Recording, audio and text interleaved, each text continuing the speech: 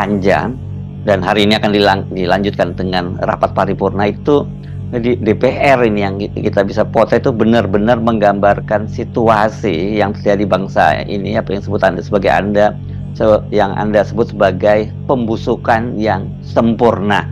Nah, saya kira kita penting juga mengingatkan ini untuk para mahasiswa atau siapapun yang hari ini turun ke jalan, termasuk buruh dan sebagainya, itu juga jangan sampai terpancing. Kita tahu dalam situasi semacam ini pasti akan ada kelompok-kelompok yang disusupkan untuk mengacaukan aksi-aksi yang dilakukan ini ya.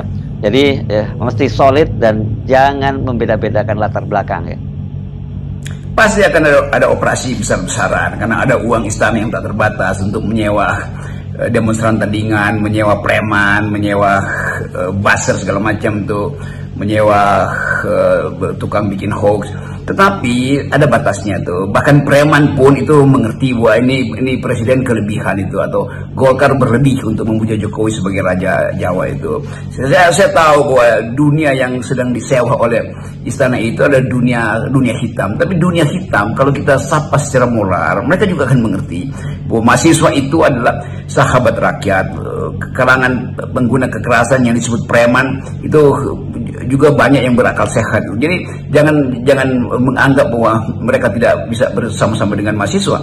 Dalam banyak isu di 98 misalnya itu, semua faksi ada di DPR tuh, ada di jalan-jalan tuh. Mau dia mahasiswa, emak-emak, preman, intelektual, menyatu di dalam suasana, sebut aja pada waktu suasana revolusioner, karena menginginkan perubahan. Jadi tidak mungkin istana itu bisa menyogok semua alat-alat busuk dalam politik mereka itu untuk mencegah demonstrasi atau untuk membelah demonstrasi. Jadi kelihatannya kalau ada kekerasan itu artinya ada kegiatan istana untuk mengobrak-abrik demonstrasi yang adalah hak masyarakat merdeka tuh.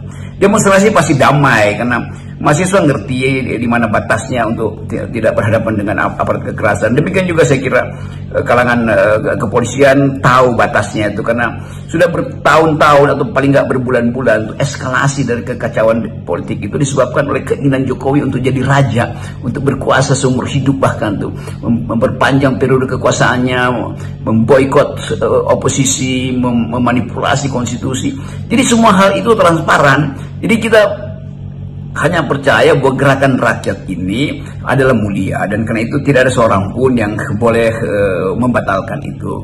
Dan demi itu sebetulnya bukan saya mendorong, tetapi itu akan terjadi itu. Jadi semua hal yang memungkinkan kita menghasilkan kembali politik yang bermutu, politik yang berakal sehat, politik yang damai, politik yang penuh dengan kejujuran itu dimungkinkan karena momentumnya disediakan oleh sejarah hari ini. Dan tiba-tiba seluruh rakyat tahu bahwa DPR sebetulnya memang cuma peternakan politik dari Raja Jawa. Siapa namanya? Yang menurut Pak Bahlil yang ketua umum Golkar, nama dari Raja Jawa itu adalah Jokowi. Siapa Raja Jawa itu? Apa wataknya? Ya sangat bengis kan, itu intinya kan, sehingga ditakuti bahkan oleh Bahlil.